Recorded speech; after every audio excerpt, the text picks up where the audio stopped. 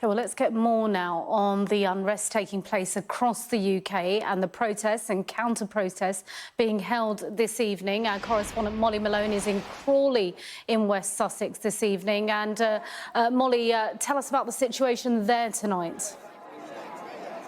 Yeah, so where we are is actually outside a Holiday Inn hotel thought to be holding a home to asylum seekers. And if we just pan the camera around now, I can show you what looks to be people waving out the window, and various people here who would call themselves, I think, anti-racism protesters. The majority of people that are here today are 300 or 400 of them or so are waving hands in what looks to be, you can hear them cheering now in support. You might be able to catch on the camera to the right in the top window there is someone waving outside of the hotel. So the majority of people here would say they are anti-racism protesters. The placards that are being held, the chants that are being heard are refugees are welcome here and stop the far right. Now, in terms of what they've been met by over the last hour or so, there's been 3 or 4 other counter-protesters to the majority of the protesters here, if you like. One man at one point we saw draped in a Union Jack, and the majority of people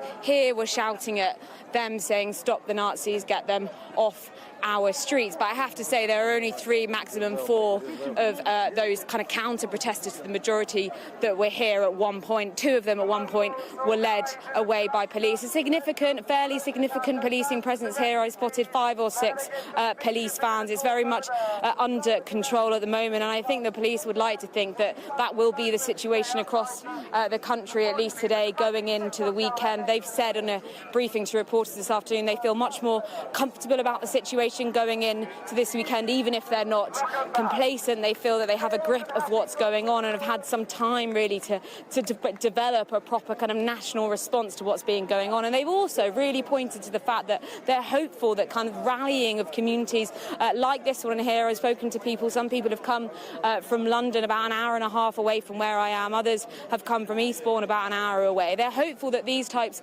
of communities are successful in really rallying against the kind of violence and disorder that we've seen over the last week or so. So very much peaceful here. The sun obviously helps, people in fairly good spirits, but yeah, the people here right now seem pretty peaceful, and you can see to my right, refugees are welcome here, stop the far right.